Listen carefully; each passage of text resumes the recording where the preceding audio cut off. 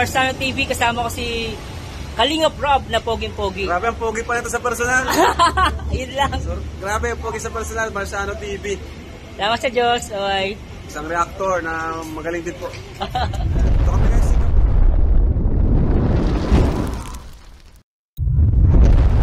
Yun guys, magandang araw po sa inyo lahat, and this Marsano again. At kung bago ka sa aking channel guys, huwag makalimutan na mag-subscribe at i-click yung bell notification para pag nag-upload ako ng bagong video is updated ka. At talagang maganda yung topic natin ngayong araw ngayon guys, no? Talaga namang is about sa live ni Kuya Bal Santos Matubang Erica na trauma ng 3 araw dahil kay Ana Luz Yuson. So ito dito pinangalan niya, at i-react natin itong video ni Kuya Bal Santos Matubang. Itong reaction video is for educational purposes guys, no? At pakinggan natin kung ano yung meron dito sa live ni Kuya Bal Santos Matubang para updated tayo. Pero syempre guys, gusto ko munang sabihin na please, no, subscribe.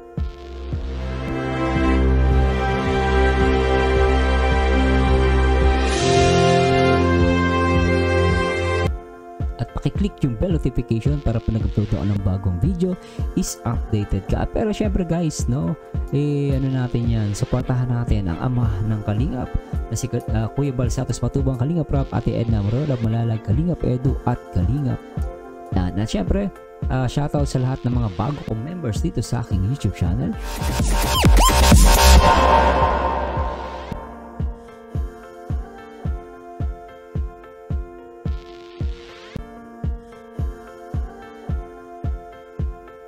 At maraming salamat sa mga nagbibigay ng thanks donation dito sa aking mga video na nire-react. Maraming salamat sa Diyos. At syempre, no, maraming nagpapasalamat din ako sa Diyos sa lahat ng mga hindi nag-i-skip ng ads at umuulit ng ating mga video o tinatapos. Maraming salamat sa Diyos. Syempre, no, don't skip ads at makakatulong po yan sa akin dahil monthly meron kaming ginagawang pagtulong dito sa Kalingap, no? Nagbibigay kami ng pledge. At syempre, sana be a member ng aking YouTube channel.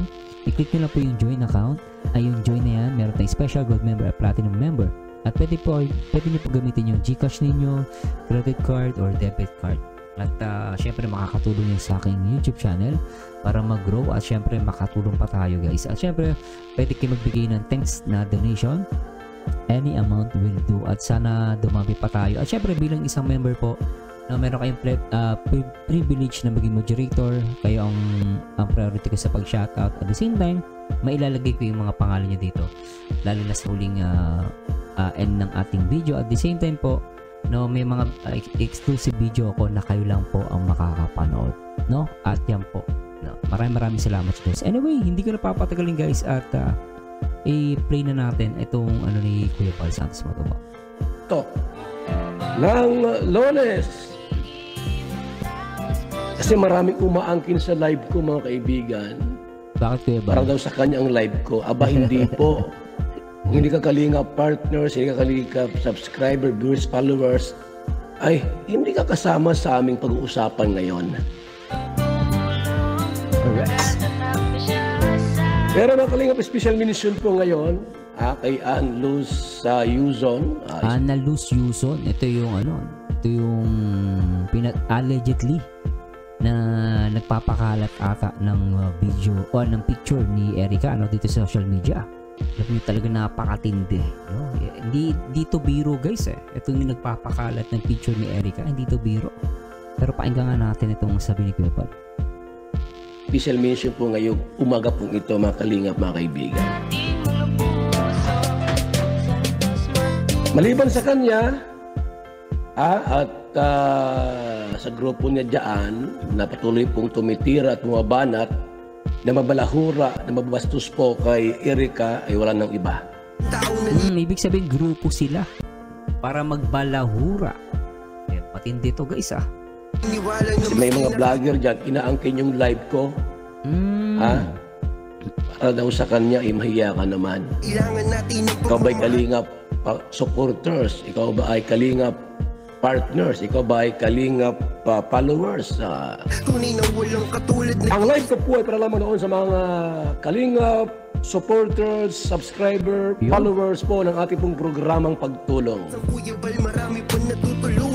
Ang para sa akin yung patama ni Kuya Bal. Bakit? Kalinga partners ka? Kalinga followers ka? Ikaw ba'y nasa Kalingap community? Kalingap biyayan dala-dala at hindi na mawawala. Ikaw lang ang nag-iisa. Tagumpay! Ako ang panalo. Bakit?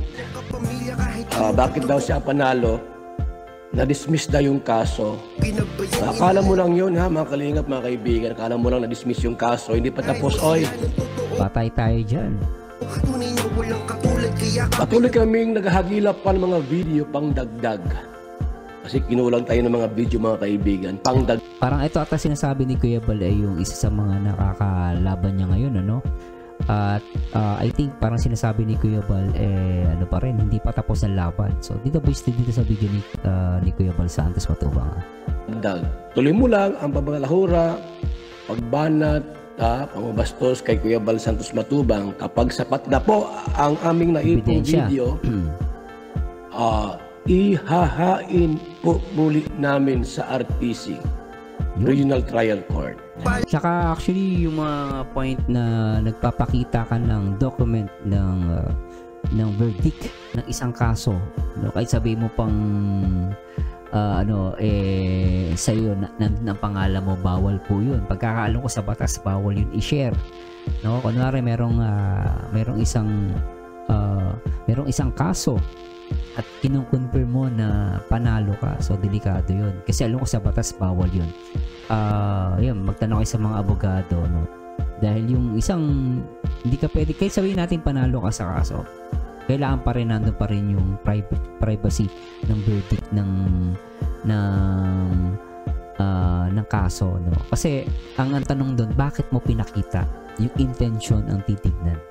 Kaya sabi mo meron kang kaya iba sinasabi, may mga mapapanood ka dito sa YouTube na sinasabi nila for educational purposes only. Kasi kapag yung pinakita mo ang intensyon mo para manira, ilalabas yun sa cyberbullying at doon or cyber libel kung doon nagkakamali. Kaya yung mga vlogger dyan, mag-ingat-ingat kayo, no? Hindi porket totoo sinasabi niyo. Kaya sabihin na natin, claiming for granted na tama ay sinasabi nyo. Pero always think your actions. Kasi kaso ang kapalit niya. Not unless magaling ka talaga. Pero syempre, sasagutin mo yan sa hukuman. Pero anyway, hindi man tayo abogado, pero nagbibigay lang tayo ng opinion. Lahat naman may karapatan magbigay ng opinion. Pero yun yung point of view ko dito. Or opinion. Anyway, tuloy natin to. Ihahain po muli namin sa RTC, Regional Trial Court. pala. Sana ingatan mo pati ang kalusugan Dapat na mo. po kompleto. Yung siksik, liglig at umaapaw. Ebidensya. Liwanag sa dilim. Kasi sa kasuhan naman talaga, ang pinaka-importante na substance dyan ay yung ebidensya talaga. Pag kulang ka sa ebidensya, talaga madidismiss. No? Kaya lang, parang lumalabas dito, kahit dismiss na yung kaso, pwede pa rin matuloy. No? Lalo na kung patuloy pa rin yung pambabalahura. At pag nakita yun ng mga abogado, yun. So, liable na siya doon. Anyway, tingnan natin to guys. Tuloy natin. Nareklamo po ang ating pong ihahain sa RTC, Regional Trial Court. Kanila naniwala ko. Huwag ka magmalaki na magpasalamat ka dapat. Natanggap mo yung love letter from the RTC. Dapat magpasalamat ka at na-dismiss. Oo, tama. Nawala sa Dahil kulang yung ating pong sustansya. So, ibig sabihin na dismiss yung kaso ni Kuya Bal because kulang sa sustansya o ebidensya. Ito yung sinasabi ni Kuya Bal eh. So, nagkaroon ng kaso si Kuya Bal sa mga nanonood. Meron siyang nakakalaban na YouTuber din. No, naglaban sila. At the same time, dito, kung magbibase tayo sa video, sinasabi ni Kuya Bal, na-dismiss yung kaso. No, because of kulang ng sustansya o ng ebidensya. Ganun. From the RTC, dapat magpasalamat ka at na-dismiss. nawala sa Dahil kulang yung ating pong sustansya. Okay. Kulang yung ating pong mga video yung inihain. Pero ngayon po, pangdagdag tayo mga kaibigan. Bawat banat niya po sa Kalingap, Ayun. dagdag doon sa kanyang kaso. Di namin malilimutan mga mabuti mong Iba pa naman ng ngayon ang batas sa cyberbullying, mas mas malakas Kesa nung year 2000, kung di ako nagkakamali, medyo malulusutan mo pa. Pero ngayon, medyo sa panahon natin 2023, talagang matindi na ang ano ng batas sa cyberbullying. Gawa nakasubaybay O kami cyber lagi na libel. handang tulungan. O mga cyber libel. Ngayon po mga kaibigan, ako po ay nalulungkot sapagkat nag-chat yung kapatid po ni Erica, mga kaibigan. Nag-chat po sa atin at nagsumbong. Kasi Bakit? po, ito po lang gipost ni Analuz sa Yuson na kissing scenes, no? Oh, allegedly guys, lumalabas. May kissing scene pala si Erica. Na kumakalat ngayon dito sa social media. Sumbong. Kasi po, ito po lang gipost Talagang ni guys, ulitin ko lang So nagsumbong yung ate ni Erica kay Kuya Bal. Erica, mga kaibigan. Pasensya na po, ulitin ko po. Pasensya na po Gawa nakasubaybay kami lagi na handang tulungan. Ngayon po mga kaibigan, ako po ay nalulungkot sapagkat nag-chat yung kapatid po ni Erica. Ayun, nag-chat yung kapatid, yung ate ni Erica na si Sheila May ata yun. Kaibigan. Nag-chat po sa atin at nagsumbong. Nagsumbong. Kasi po, ito pa lang gipost ni Analuz sa Yuson na kissing scenes, no? Ando yung mukha po ni Erica, mga kaibigan. Nag-post. Itong sinasabi na allegedly na si Analuz Yuson nag-post dito sa social media. Ang sabi ng kapatid na trauma po, halos hindi kumakain ng 3 araw yung bata. Grabe. Na trauma. Grabe, no? Gusto ko lang pakita ko sa inyo guys kung ano ba yung epekto ng cyberbullying. Sabi dito, how does cyberbullying affect student in the Philippines mental health? Rates of stress, depression, and anxiety are higher amongst students involved in cyberbullying than those not. With Ibarra and Michelle 2004 reporting that those who cyberbullied, 39% drop out of school. Grabe. 39% na huminto sa pag-aaral. 37% showed delinquent behavior. Grabe. 32% engaged in frequent substance abuse. And 16% were severely depressed. Ang nagwo-worry ako dito yung word na severely depressed. Yun ang nakakatakot. Kasi pag na-depress yan, to the extent, talagang minsan, wag naman. Minsan talaga nagpapatiwakal. Diba? Kaya napakatindi na itong mga cyberbullying na nangyayari. Itong mga to, yung mga nagpo-post na ganyan guys. Ito in general. Mali po talaga yan. Konsensya sa inyo yan. Not unless wala kayong konsensya. Sobra kayo. No? Kung totoo man na ginawa talaga. Diba? Umikot po sa mga group chat, GC. sa mga ibang community po, ang larawan na nakahubad. What? Larawang nakahubad. Inalikan po nung lalaki, nalabas ang dila, itong mukha po ni Erica. Gawa po ni Analuz. Mga kaibigan, ha? Mga kalingap. Matindi ito. Hindi po makatarungan at hindi po makatao ang ginawa nito mga kaibigan ni Analuz Yuson. Bakit kanyo mga kaibigan? Ito yung mga Bakit po? kalinga po. At wala kaming ibang makitang dahilan kundi inggit. Dahil si Erica po ay mas maganda kaysa sa kanya. Yun ang pinamakasakit Inggit daw. Sabi ni Kuya Bal, tabala ko sinabi ni Kuya Bal. Berte na yun tayo. Berte mo. Berte na yun tayo. Grabe talaga. Sabi ni Kuya Bal inggit talaga Mas maganda daw si Erica sa kanya. Wala, pangit ka yung mga gawa natin. Yan po. Saan kunyang Hong Kong? Wala, pangit ka, sabi ni Kuya Bal Nag-share lang ako dun sa, natatawa lang ako sa sinasabi ni Kuya Bal. Ang kulit Yan po mga kaibigan. At mga kalingap, mga kaibigan, ito nga po yung ating ginagawa ngayon. Irereklamo namin ito sa NBI. Mga kalingap Sa NBI, Pwedeng kasuhan yan na Kuya Bal sa NBI, No? Gusto ko lang din ipakita ko ilan na ba yung ano dito guys, no? Ilan na ba yung kaso ng how many cases of cyberbullying are there in the Philippines. So right now guys, no, ito na i-post noong February 1, 2023. Sabi rito, there are also 7,758 cases of cyberbullying, 7,800 of gender-based bullying, and 17,258 cases of social bullying. Ito yung nasa physical na, no, yung sa social. And then yung gender, siguro ito yung mga binabae, mga tomboy, o minsan yung, alam mo yun, yung cyberbullying gender-based kung di ako nagkakamali. Itong social, ito na yung talagang sinusuntok ka, pag dumadaan ka sa kalsada, pinagtatawanan ka, yun, bullying. Sabi dito, despite the alarming number, many cases are believed to have gone unreported. So, ibig sabihin, itong 7,758, itong case na to, ito yung mga na-report.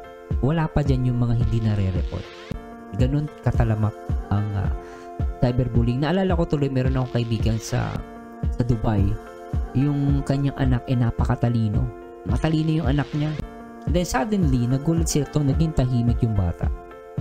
Yung pala, sa school, pinag-iinitan siya ng mga classmates niya, binubuli siya, binubugbog, sinasaktan. Yung bata tahimik lang. Kaya ako sa mga magulang dyan, no, yung mga anak ninyo, pag kausapin ninyo. Kausapin ninyo. Hindi yung, sa galing, nakipag-away ka na naman. Raratartan nyo ng sigaw, mumurahin nyo, aawayin nyo. Kaya marami mga bata hindi nagsasabi sa mga magulang. Imbis na magsabi sa magulang, sasabi sa mga anak, sa mga kaibigan. Ay, yung mga kaibigan, mali ang advice. Magulang, paano mo sasabihin? Kung minsan ang magulang mo mismo ay makinig, ikaw pa ipapagalitan. Hindi nila naiintindihan. Kaya dapat sa mga magulang, lawakan na ang mga unawa at makinig sa mga anak. Huwag agad yung aawayin mong anak mo, pagsasabihan mo. Pagsabihan mo, pag na talagang in a nice way. Diba? Anyway, tuloy na natin to. Magawa kami ng ibang paraan po paano ito masupil.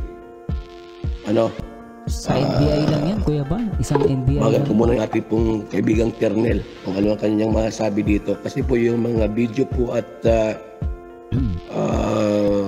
mga picture po ay nasa na po Eastern Police. Kung pwede sa NBI, ipasok. Papasok yan sa NBI, sila ang nag-handle niyan. O sa cybercrime. Sir! Good morning! Ay, good morning, Kernel. Na-receive mo yung sir, yung picture at saka yung video? Opo, Kuya Bal, at nakita natin, no? Mukhang may paglabag doon sa cybercrime. Patay. Opo, sir. Pasok. May nag-chat sa akin, mas mainam din po na sabay-sabay, maliban sa cybercrime, ay i-forward sa immigration ng Hong Kong. Tama ba yun? Tama, pwede yung Kuya Ban. Para i-report natin doon? Itindihan natin yung cybercrime, no? Yung Opo. tinatawag na cyber libel. Kasi, ano ba yung cyber libel? Bakit ba inilagay ito sa batas doon sa cybercrime law natin? Ito yung refers ng acts of defaming or damaging someone's reputation. Okay. Using electronic means such as internet, social media platforms, or other digital communication channel. It involves publication of false or malicious statement that harm an individual character or reputation or integrity. Doon sa pinopost ng tao, ay kung sino man siya, ay ginamit niya yung social media platform. No, na talagang pinapublicize niya at malisyoso yung kanyang mga statement. Opo.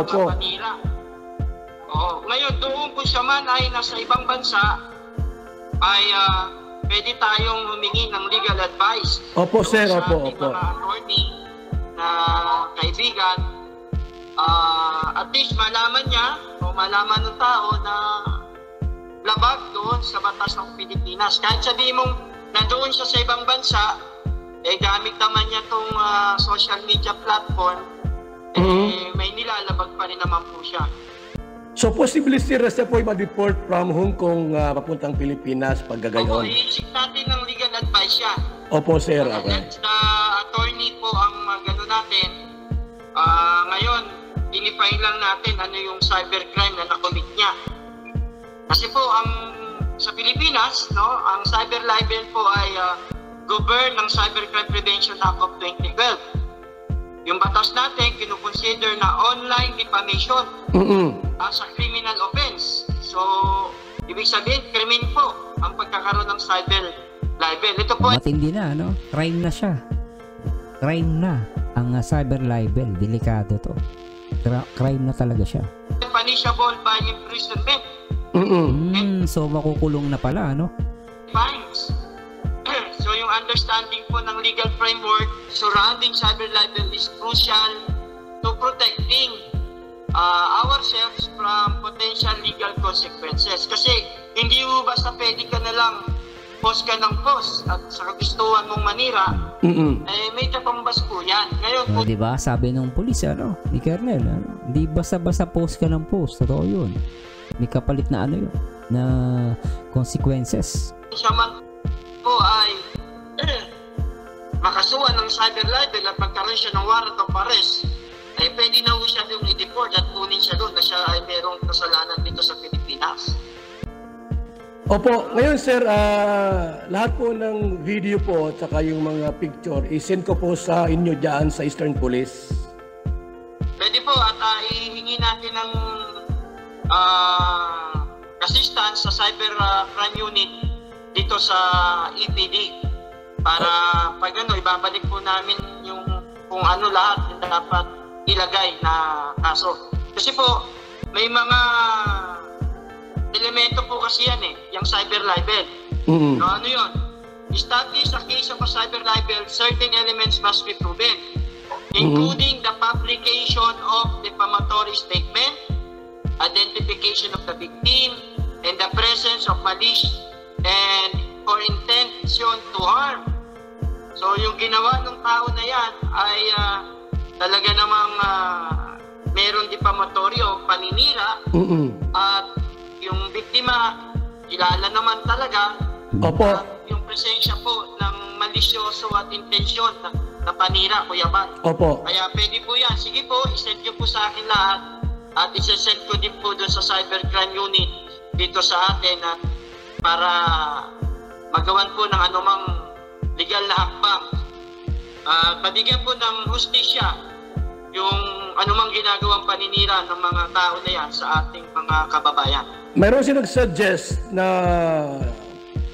para daw po mas papabilis yung pagdi-deport, i-report sa sa immigration sa Hong Kong. Sa embassy lang yan, Kuya Bal. Pag kahit yung mga ganyang paninira sa mga comment na yan. Kapag medyo na-foul siya, kunwari nagtatrabaho lang sa Hong Kong, for example, tapos talagang matindi yung ginawa niya, pwede itong i-report sa Philippine Embassy. At kapag na yan nalaman ng Philippine Embassy yan, idudulog nila yan sa Hong Kong Embassy at doon. Lalo kung nagtatrabaho lang siya doon, hindi pa siya citizen. Medyo madaling yun. Kumbaga mag-request ka lang, pauwiin yun. Ultimano, tapos pagdating sa Pilipinas, doon siya kakasuhan. Ang problema, pag kinasuhan ka, make it sure marami kang pera. Hindi ka pwedeng umasa rin din hindi ka lang din pwedeng umasa lang sa mga abogado na libre. Siyempre libre lang yun. Dapat talagang yung talagang dekalidad ng mga abogado. Kaya lang pag kumuha ka ng abogado na quality na abogado, malaking pera ang kailangan mo. Eto mga ganito guys, pag-isipan nyo maigi, huwag kayong share ng share. Matindi po ang batas ng cyberbullying ngayon. Huwag kayong matapang masyado, maniwala kayo. Aalamin ninyo kung sino yung binabangga ninyo. Mamay binabangga nyo maraming pera, kaya magbayad ng abogado, diba? Not unless talagang mahina ebidensya sa'yo pero pag malaking ebidensya ang nakita sa'yo, paktay kang bata ka. Tama ba yun? Pwede po, pero kailangan natin isip ng legal advice po. Para sige po. Okay. Kasi kung Ask pa rin ng legal advice. kung i-direct natin at kailangan po yan sabi nga, mapagtuunan ng pansin. Kailangan gawan po ng report or documentation or salaysay na meron pong paninirang nangyayari, Opo. siya ay magawan po ng anumang legal na hakbang. Okay. Kasi bago mo ireklamo, kailangan talaga yung substance. Sabi nga, di ba?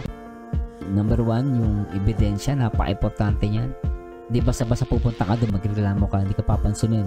So, dapat talaga maglatag ka ng maraming ebidensya. At pag talaga napatunayan, no? Kasi ito naman lumalabas allegedly pa lang. Mag-a-undergo pa ito ng investigation. Di natin pwede sabihin na ganun nga. Kaya sinasabi ko allegedly. No? Pero if ever na mapatunayan to at merong maraming ebidensya, napakadali niyan, guys. Dali mo sa Hong Kong Embassy. Diba? Mapapauwi yan ng wala sa oras. No? At syempre guys, this is only for educational purposes. Anyway, tuloy natin to. Sir, may iba tayo ha? May iba tayo. Kasi dati po nag-file ako sa cyber, tapos pinirward ka po sa RTC, Digital Trial Court. Ngayon, naka-receive ako ng sulat from RTC at saka yung nireklamo ko. Na-dismiss po yung kaso po kasi parang kulang pa ng mga video at reports, parang ganon. Opo. Ngayon, patuloy siya sir na bumabanat sa atin. So pwede ko pa siyang uling sampahan pa ng dagdag kaso. Opo, ano nyo po kasi another, yung unang isinampa mo ay yung unang ginawa sa'yo. Ngayon, Opo. kung patuloy niyang ginagawa yun, pwede uli natin i-demanda kasi hindi siya tumitigil. Pwede palang ulit i-demanda, lalo pag hindi pa rin tumitigil. Opo. So mayroon ko nito mga video po at idagdag ko ito sa dati niyang video. Yung mga bagong video niya at saka Opo. yung mga bagong statement niya.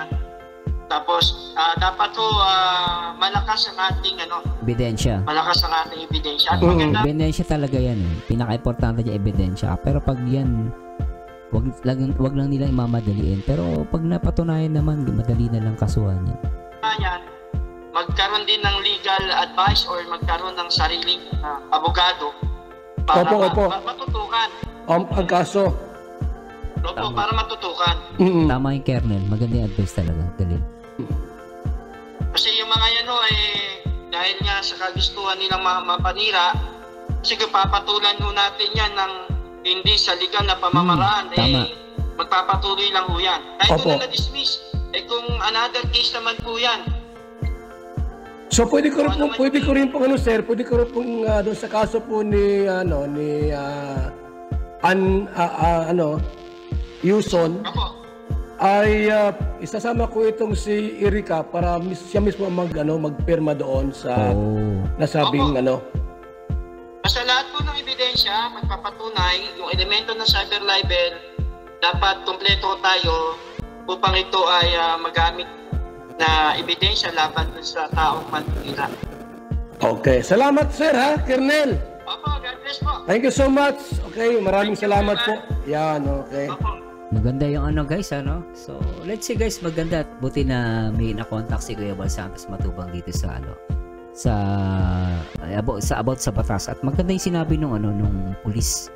Na talagang tama, agree ako doon Ebidensya talaga, tsaka yung intention, alamin yan. At the same time guys, abangan natin yung magiging ng kaso. At the same time, yung point dito, tama yung sinabi, kasuhan talaga, wag kayo sumagot. Maganda pag mga ganitong case guys, huwag nyo nang sagutin. Mas maganda kasuhan mo na lang. Kasi pag sinagot mo yan, minsan ikaw pa mababaliktad. Pag sinagot mo yan, at di ba mamaya may ikaw pa magkamali. So, huwag makaka-counter pa siya. Kaya pag mayroong nanira sa inyo, huwag nyo nang sagutin online. Kasuhan nyo na lang. Kasi mas malaki ang laban ninyo. So, if ever na may magtangka sa inyo na siraan kayo, huwag nyo nang anihin. Kasuhan nyo na lang diretso. Lulubog yun. Ibabaon nyo sa lupa. Diba? Anyway guys, medyo puputulin na natin. Medyo napahaba ako, At di ko na kukuhanin ng buo. Pero, at least na dito pa lang naman, kahit sa ilang minuto lang naintindihan ko na. At lumalabas siya talaga 3 araw na di nakatulog yung bata. Kaya pala po siya nung nire-react ko yung part 28 ng Edrica. So, wawa naman. No, anyway guys, maraming salamat sa Diyos at hanggang dito na lang. At kung may nasabi po umali, please correct me if I'm wrong. At syempre ito, ginawa lang natin to for educational purposes at maintindihan natin yung pinaka-latest dito sa live ni Kuya Bal Santos Matubang regarding kay Erica na trauma because of sa kaagawan nitong mga iilang grupo, sabi ni Kuya Bal, grupo at na isang tao na to. At allegedly, ito nga si Ana Luz Yusod allegedly na siya daw ang sinasabing nag-post ng mga picture at hubad na larawan ni Erica ba yun? Kung di nagkakamali, ni Erica. So, anyway, mag-abang-abang tayo. At anyway, maraming salamat sa Diyos and this mercy on you again and to God be the glory, guys. At please support Kuya Bal Santos Matubang, Ate Edna at Kalingap Rob, at syempre sa lahat ng team Kalingap. No? Maraming salamat sa Diyos. And this mercy on you again and to God be the glory, guys. Bye-bye! Ikaw na lang ang katabi buong gabi. O pwede tayo magbabaga-baga na lamig. O magdamag na gas, hindi buong gabi. Sarap ka dali. Ikaw na lang ang katabi buong gabi. O pwede tayo magbabaga-baga na lamig. O magdamag na gas, hindi buong gabi. Sarap ka dali. Ikaw na lang ang katabi buong gabi. O pwede tayo magbabaga-baga na lamig. O magdamag na gas, hindi buong gabi. Sarap ka dali. Ikaw na lang ang katabi buong gabi. O pwede tayo magbabaga-baga na lamig. O magdamag na gas, hindi buong gabi. Sarap ka dali. Ikaw na lang ang katabi buong gabi. O pwede tayo magbabaga-baga na lamig. O magdamag na gas, hindi buong gabi. Sarap ka dali. Ikaw na lang ang katabi buong gabi. O pwede tayo magbabaga-baga na lamig. O magdamag na gas, hindi buong gabi. Sarap ka dali. Ikaw na lang ang katabi buong gabi. O pwede tayo